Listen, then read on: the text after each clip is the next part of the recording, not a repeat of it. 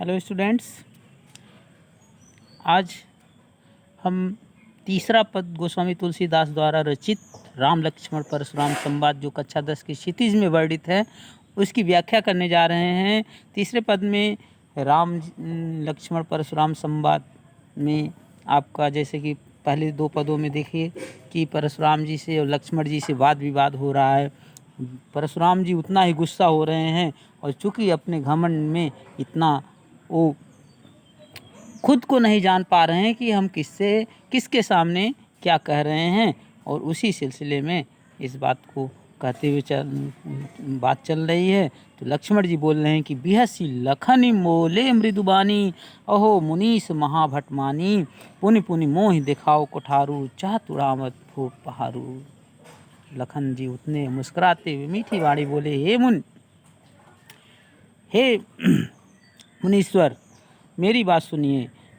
पुन पुन मोह दिखाओ कुठारू, मुझे बार बार इस प्रकार से कुठार अर्थात फरसे को दिखा रहे हैं कि जैसे कोई अपने फूंक से पहाड़ को उड़ाना चाह रहा है।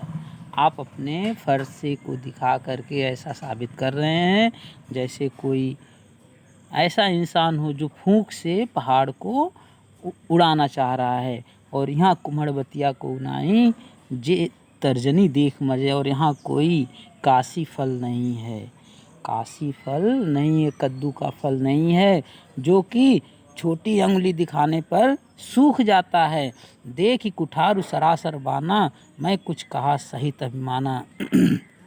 और इस कुठार फरसे को और इस बाण को देख करके जो कुछ मैंने बोला पूरे गर्व के साथ बोला, अभिमान के साथ बोला, उसमें कहीं कोई अपमान वाली बात नहीं है। भृगुसुत समझ जनेऊ बुलोकी, जो कुछ कहूँ सहूँ ऋष रोकी। भृगुसुत परशुराम जी आपको जान करके और जनेऊ बिलोकी जनेऊ देख करके मैं जितना भी जो कुछ कह रहा हूँ सह रहा हूँ उसे अपने गुस्से को रोक करके कह रहा हूँ, क्योंकि हमारे क्षत्रिय धर्म में महिषुर हरिजन अरुगाई, हमरे कुल इन पर न सुराई। क्योंकि हमारे क्षत्रिय वंश में देवता पर महिषुर हरिजन जो भक्त हैं, ईश्वर के भक्त हैं, और गाय पर कोई इन पर अपनी वीरता नहीं दिखाता। हमरे कुल इन पर न सुराई, मतलब हमारे खानदान में इन पर वीरता नहीं दिखाई जाती है। बधे पाप अब कीरत हारे, यदि इनका वध किया जाता है तो फिर पाप होता है, और अगर हार जाते हैं तो अपयश फैलता है। मारता पाप पर ये तुम्हारे, और अगर मार भी जाते हैं तो भी आपके पक्ष में होता है। और कोटि कुलिस सम वचन तुम्हारा, व्यर्थ धरौ धन बाय कुठारा। हे मुनि, करोड़ों फरसे के समान तो तुम आपका एक कठोर वचन है, झूठे ही आप धनुष और इस फरसे का धारण किए हुए हैं। हे मुनि, आपके लिए तो ये बेकार है, आपके जो कठोर वाणी है वही करोड़ों फरसे के समान है।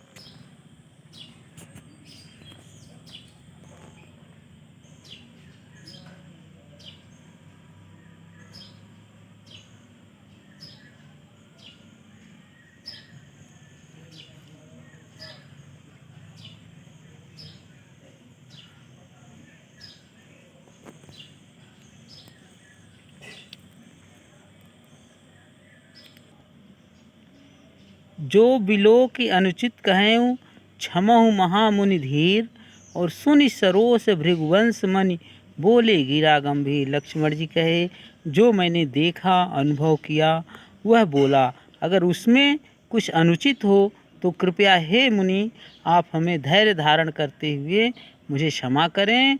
और इतना सुनने पर परशुराम जी भृगुवंश मन मतलब भृगुवंशज परशुराम जी गंभीर स्वर में गुस्से से बोले। आज के लिए बस इतना ही। अगले वीडियो में हम अगले पद को फिर अपलोड करेंगे।